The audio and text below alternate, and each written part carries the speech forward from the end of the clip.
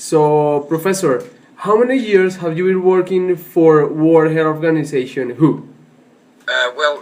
Thank you. I used to work for 13 years for the World Health Organization, and I worked in different capacities, different level within the organization, but most of my time with WHO I was working for the Prevention of Blindness and Visual Impairment Department, and with the Department of the Non-Communicable Disease. But before that, I was also associated with the World Health Organization as an advisor and as a head of a WHO collaborating center.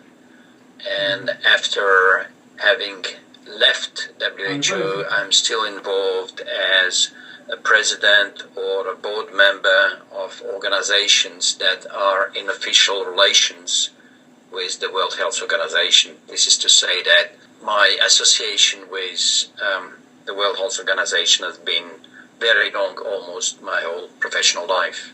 Serge, what do you think about the development of eye care services during that time? Well, I think there's been a lot of progress in terms of eye health services over years, and this has been demonstrated somehow by the fact that overall the prevalence of visual impairment has been declining over the years. I mean, the situation now is much, much better than it used to be when I joined the WHO years ago. And for example, at that time was a lot of people blind because of onchocerciasis, river blindness, and also because of trachoma. Then what will you consider are the main contributions of optometry towards public health programs? Well, I think the main contribution of optometry has been in general in the primary eye care services. This is where the optometrists are making a big difference for two reasons. The first reason it is because optometrists are in position to take care of what is the main cause of visual impairment throughout the world, which is the incorrect refractive errors. That's the number one cause. So if we can reduce the number of people with incorrect refractive errors, we will have an immediate, very strong impact on the global figure. And in that respect, optometry and optometrists are playing a very important role.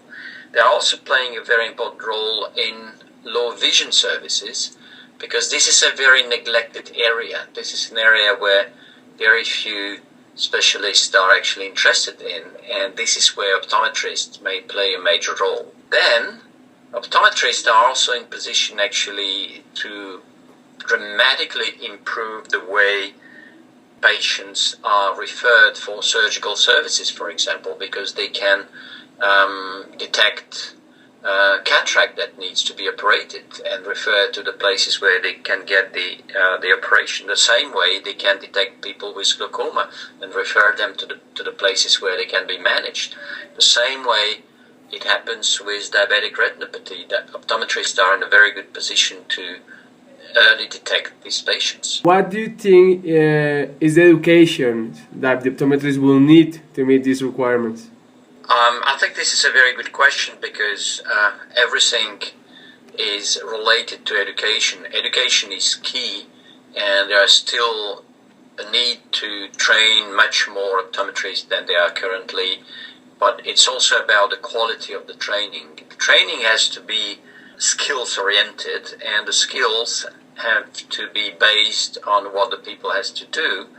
And in that respect, some international curricula, such as the curriculum that is being developed by the Brian Holden Vision Institute, is so helpful, because this kind of curricula ensures that the people get the right skills, the right technical skills, but they get also some other skills, such as, for example, how to serve the community, and also how to run the business, whether it's a public business or the private business. Well, first, we have been talking about diseases like cataract and glaucoma, but why is diabetes one of the subjects you will talk in your conference at La Salle University? Well, I think this is because diabetes, I mean, the diabetes mellitus, the disease in general, is actually a new global epidemic. The number of people with diabetes is increasing dramatically in all parts of the world because of changes in their lifestyle, including diet and the lack of physical activity. And this is something that is happening again everywhere, but particularly in some places like in Latin America. So diabetes is a big problem in Latin America in general, and we know that basically 10% of the people with diabetes will develop a side-threatening retinopathy. They will develop complications that need to be detected as early as possible. And this is why I think it is right, the time now, it's the right timing for addressing that issue and making sure that optometrists and other eye health professionals will detect these patients on time and that the referral system will be in place.